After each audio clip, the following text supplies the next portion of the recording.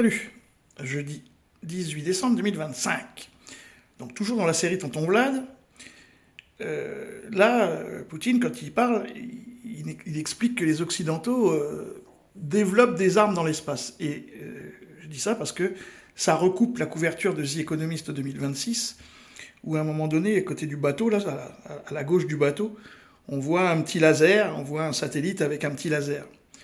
Et donc, pourquoi je dis ça? Parce que les Russes, je m'étais arrêté en 2024, ils avaient envoyé 22 satellites uniquement pour surveiller la guerre en Ukraine. Donc dans le Donbass et tout ça, 22 satellites.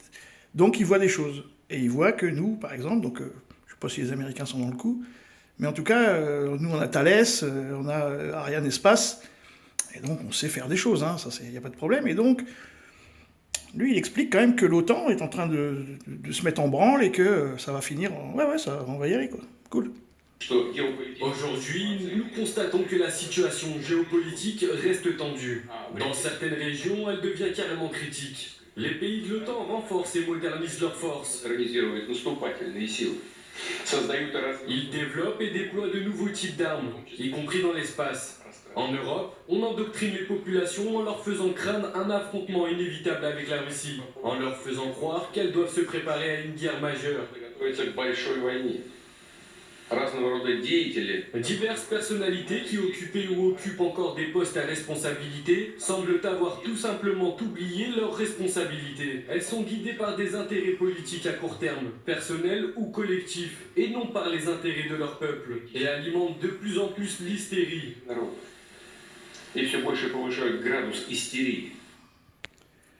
Donc là on voit bien, donc les États-Unis, eux, vont se mettre à l'abri, hein, ils vont pas participer à cette histoire. Bon, les Russes, vu la profondeur du pays, oui, voilà quoi. Et en plus, vu l'ambiance européenne, parce que c'est ça, là ce qu'on va voir, c'est quoi? C'est les blancs slaves, ce qu'on appelle les Yamnayas, contre les woke blancs, hein, c'est ça. Hein.